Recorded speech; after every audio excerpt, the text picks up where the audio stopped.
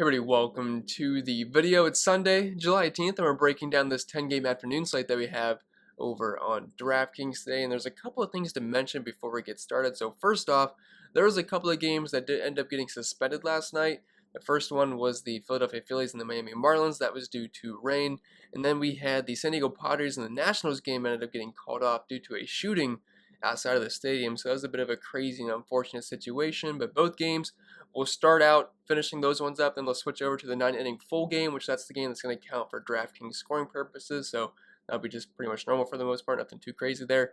Then we have the Toronto Blue Jays and Texas Rangers. They'll be running a 7-inning doubleheader. So make sure you kind of keep that aware when you're rostering players from that game. But I think that's pretty much it. So make sure you guys leave a like if you enjoyed the video.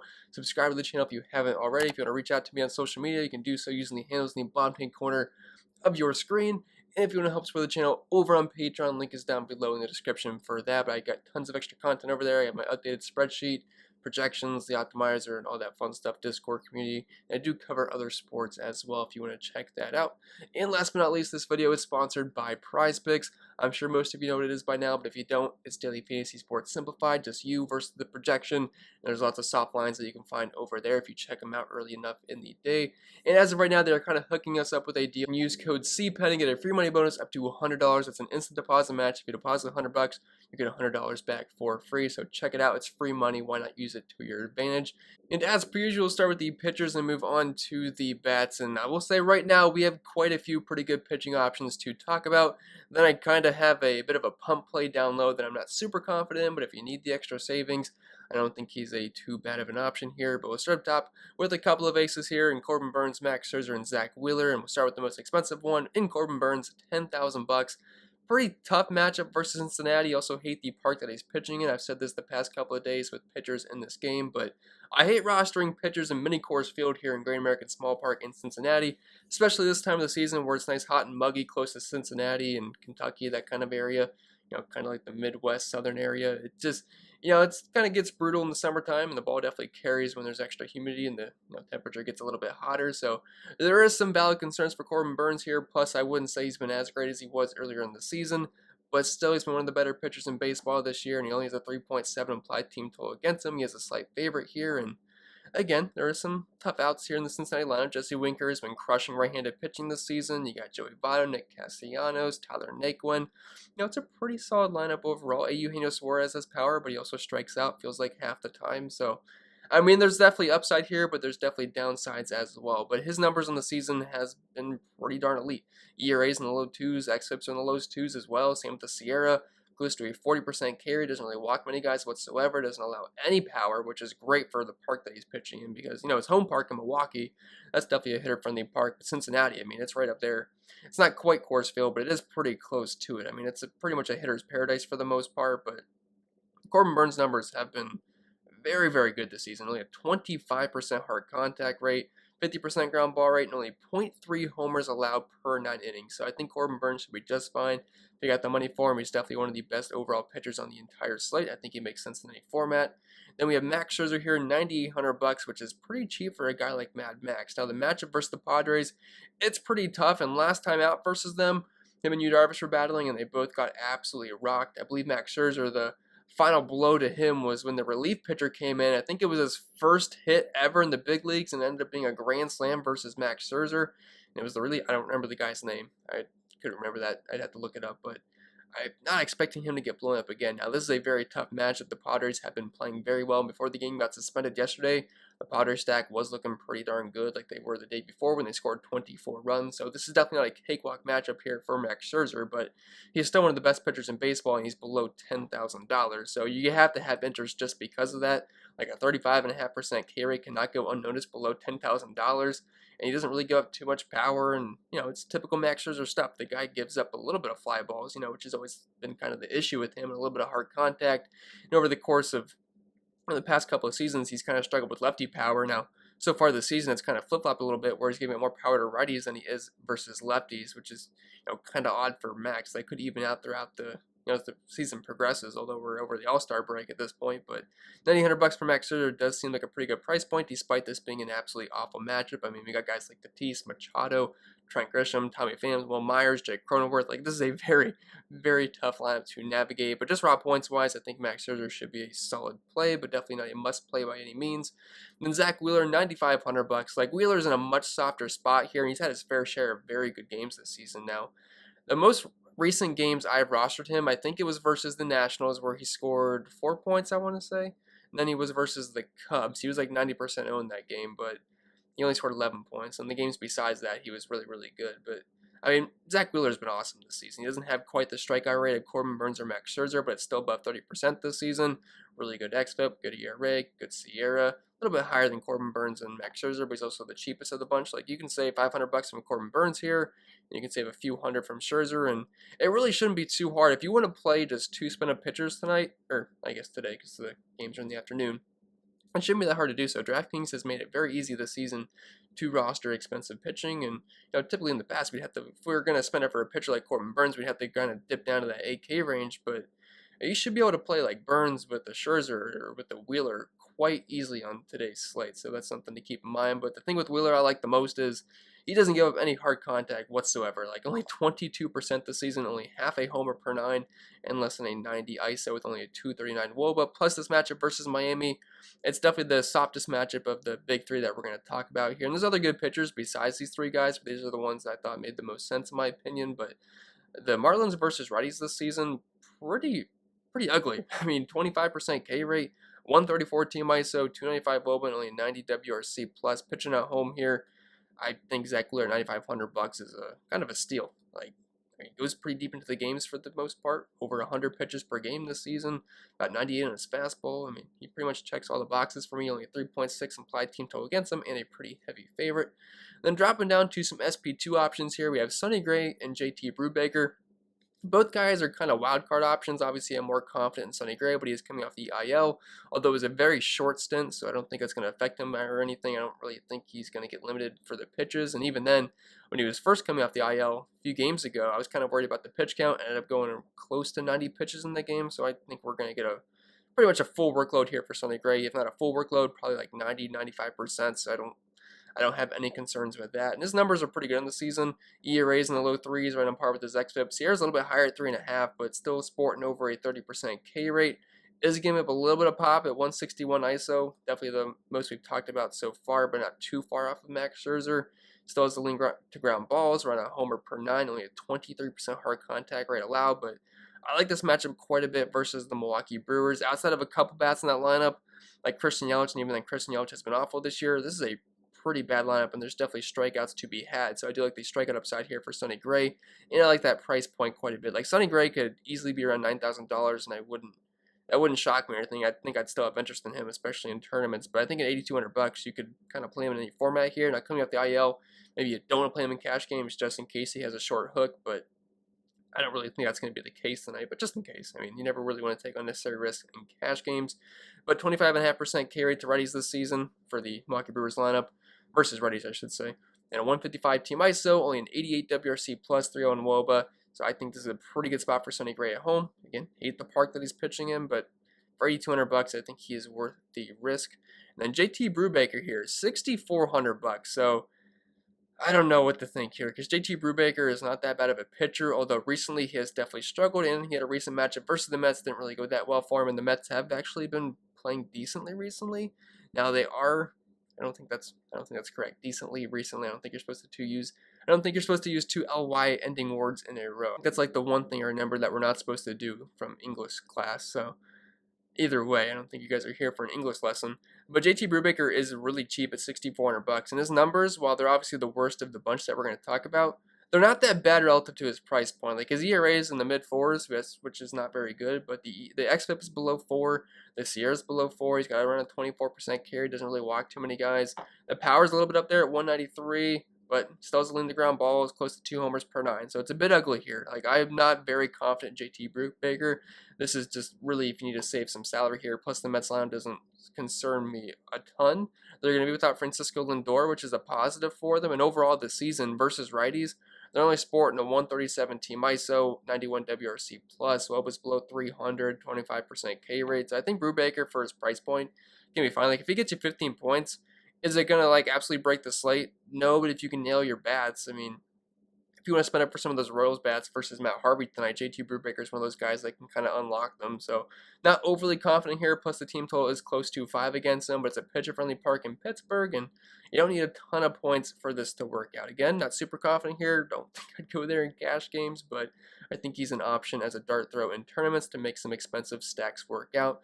But with that being said, I think that'll be it for the pitching. So we'll move on to the bats. And I'll tell you right now, I have a pretty tight-knit core of bats to use because I only have a few teams listed here because I'm not loving a lot of spots for offenses. I mean, the Blue Jays are obviously on the slate facing the Rangers, which if it wasn't a 7-inning game, I'd be all over those guys. But I don't want to really roster bats in a 7-inning game because you can lose out on a couple at bats, which I don't think it's worth it. Like, yeah, Vladimir Guerrero is obviously an awesome spot versus Kobe Lard, but $6,000 for a guy that's not going to play those extra 2 innings, I just can't really justify that. And we have plenty of other good spots on this slate. So we'll start up top with the catcher position. We have Salvador Perez, $5,000. And the Royals get the lovely matchup of Matt Harvey. Anytime Matt Harvey's on the slate, we call it Matt Harvey Day for a reason because you can always stack the opposing team. He is arguably the worst pitcher in baseball. Like every single time he goes out, you know it's going to be short because he gets rocked pretty much each and every single time. You almost feel bad for the guy. Like back in the day, Matt Harvey was, he was the guy, man. He was really good, and we thought he had a bright future ahead, and he got hurt, and things just derailed fast. But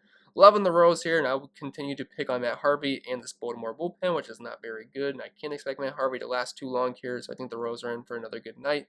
And as of right now, they have a team total of 5.6, which is one of the highest on the entire slate, and Salvador Perez has been one of the best hitting catchers in baseball over the past couple seasons, and versus Matt Harvey, if you got the money for him, it's in a prime spot in the order. I think there's plenty of upside to be had here. And same goes for the entire Royals lineup, which I have pretty much the entire lineup listed here. And after Salvador Perez, I kind of just picked some cheaper catchers on teams that I plan on stacking today. So Ryan Jeffers for the Twins, I think they're one of the best overall stacks in the entire slate. I'd expect them to be pretty chalky. And I know if you're looking at the surface numbers for Willie Peralta, it looks like he's actually been pretty good this season because his ERA, I believe it's right above 2.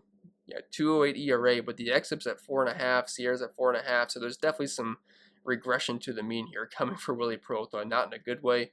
15.8% K rate. I mean, he doesn't really walk a ton of guys, but he's going to give you pitches to hit, ISO above 160, around a 36% hard contact rate allowed given up. So I think the Twins are in a very good spot here. And Vegas agrees. I mean, their team total is nearly the highest on the entire slate at 5.3 right now. I would not be surprised if that gets above 5.5 by the time first pitch comes around. So I'm loving all the Twins quite a bit. And I know he doesn't hit for a high batting average this year, but Ryan Jeffers has shown some decent power with an ISO around 200. Then Pedro Severino, $3,000. I prefer him versus lefties, but I do think the Orioles are in another good spot tonight. Yesterday I said I thought they were one of the best contrarian cheap stacks on the entire slate. Like if you wanted to stack Dodgers, they were super expensive. I said I like pairing them up with the Baltimore Orioles to try to offset that salary, and I thought they were in a pretty sneaky spot. Didn't think they're going to be super chalky, and they ended up doing very, very well last night versus Brady Singer, and they get another good matchup here versus Carlos Hernandez. He's been out of the pen this season, but he's no stranger to starting, and I don't really think he's that great of a pitcher, so I think the Orioles are in another good spot tonight.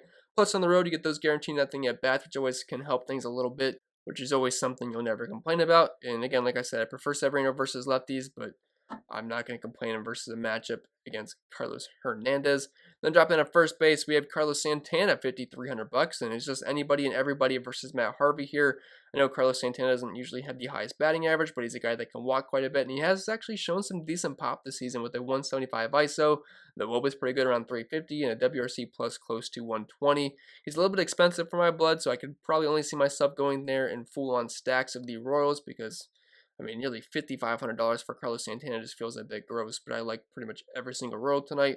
Alex Kirilloff, $3,500. This is probably where you're going to end up going in cash games would be my assumption, unless anything else pops up here. I guess you could always go with Miggy for only $2,700 and a good matchup versus Hap, but I love the Twins quite a bit. Lefties look very good versus Peralta, but you can use the righties as well. But Kirilloff, I mean, he's been fine this season. He always is a bit cheap. Hits in a decent spot in the order here for the Twins. Should be plenty of RBI opportunities. Batting around 270 this year with a 185 ISO and a 450 slugging. So I like the power upside here versus Peralta. And there's definitely some regression to be had for Willie. And I would not be surprised if it kind of catches up to him a little bit in this game versus the Twins.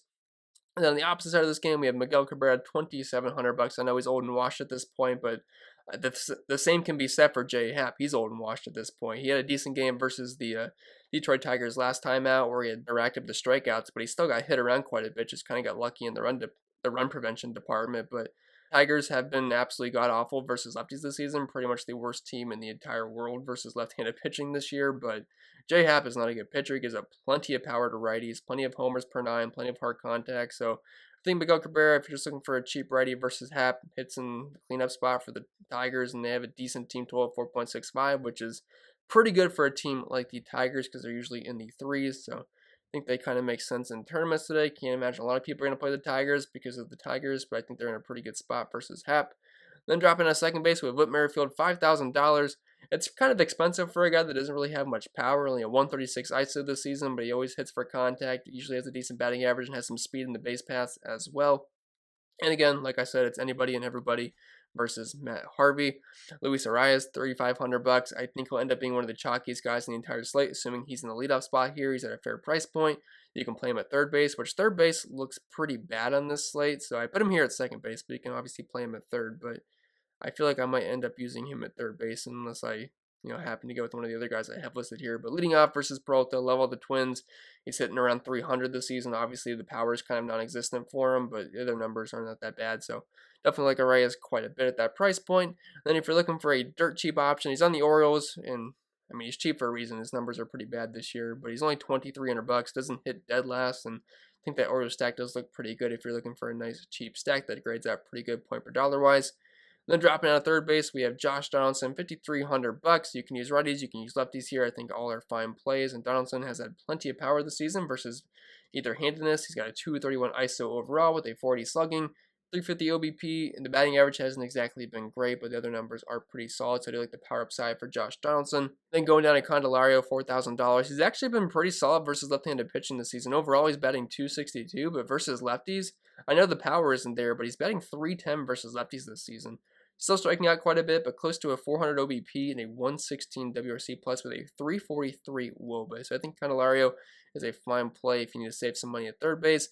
And you could also look at Hunter Dozier, $3,300, just some cheap ready power here versus Matt Harvey. That's kind of the only thing Hunter Dozier does well is he hits for a little bit of power. His other numbers are just absolutely horrendous, batting below 200 this season. And then going on a shortstop, you could also play him at second base, but we have Jorge Polanco here, $5,100. He's got a little bit of pop in his bat, and I like all the Twins here, so kind of similar to the Royals, where I think all the Twins are in play, and I think all the Royals are in play for the most part. And then after Jorge Polanco, I mean, shortstop's a pretty bad position today, because Tatis, he's always an option, but he's facing Max Scherzer. I don't really want to pick on Max Scherzer. You could if you want to, but it's not really my first choice here, so I have a couple of options I'm not super confident in, so I just kind of use the shortstops on the team that I like the most tonight. KC shortstop here, Nicky Lopez. I mean, he doesn't hit for any power whatsoever, but he does have a 350 OBP and a 265 batting average this season, which isn't terrible. Hits at the very bottom of the order, which sucks, but I think he's viable just because he's on a good team tonight. And then Ramon Urias, $2,800. He is dirt cheap here versus Carlos Hernandez, and his numbers have actually not been terrible this season. He's batting .284 with a 352 WOBA, a little bit of pop at 167 ISO, and a 124 WRC plus with over a 354 OBP. I know that's not a lot of name value there with Urias here, but he's dirt cheap. I think the Orioles make sense. It's another good stack once again tonight at their price points because they are absolutely free. And if you want to spend up for a pitcher tonight, the Orioles are another way to make that work, similar to what I said like last night. After that, we can venture to the outfield, and really, to be honest, it's just a bunch of Twins, Orioles, and Royals bats here. But we'll start up top with Nelson Cruz. He's the only super expensive outfielder that I think is worth playing today. After that, I kind of just like getting to that mid-range or value plays. But if you have the money for Nelson Cruz, hitting cleanup for the Twins, I think he's fine in tournaments. But I don't think he's an absolute must for cash games or anything at that price point, especially if we're trying to fit in some expensive pitching. I'd rather kind of allocate my funds to them and just kind of get more value in the outfield position because I feel like we can get similar output from even some of his teammates like Trevor Larnach and Max Kepler at much cheaper price points. So not a must play, but obviously he has all the power in the world. Cedric Mullins, $4,500. Pretty much have the trio of Orioles outfielders listed here, so I think they're all playable. Cedric Mullins is obviously the top option here. He's been having a great season so far, and a little bit expensive at $4,500. I think he was only $4,000 yesterday, but you do get a nice lefty-on-righty matchup here versus Hernandez.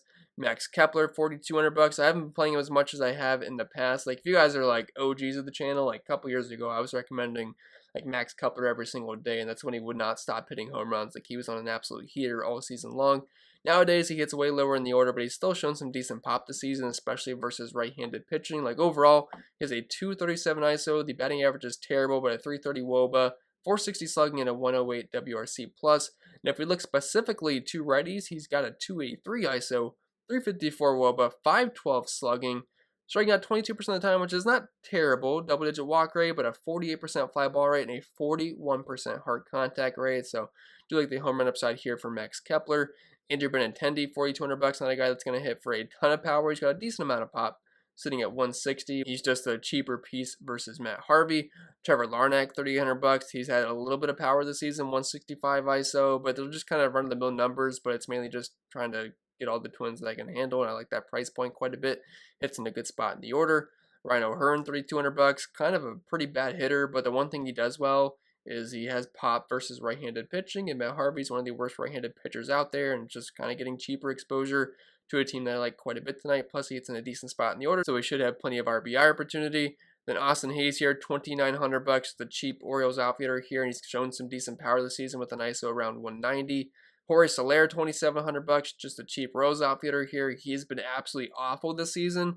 And in the past, I mean, he's never been a high batting average guy, but he at least had some power. But so far this season, it's kind of been zapped, considering his ISO is at 134. Still a pretty terrible batting average, but I think a matchup versus Matt Harvey is all you need to fix some things. So I would not be surprised if Jorge Soler could get a bomb here versus Matt Harvey.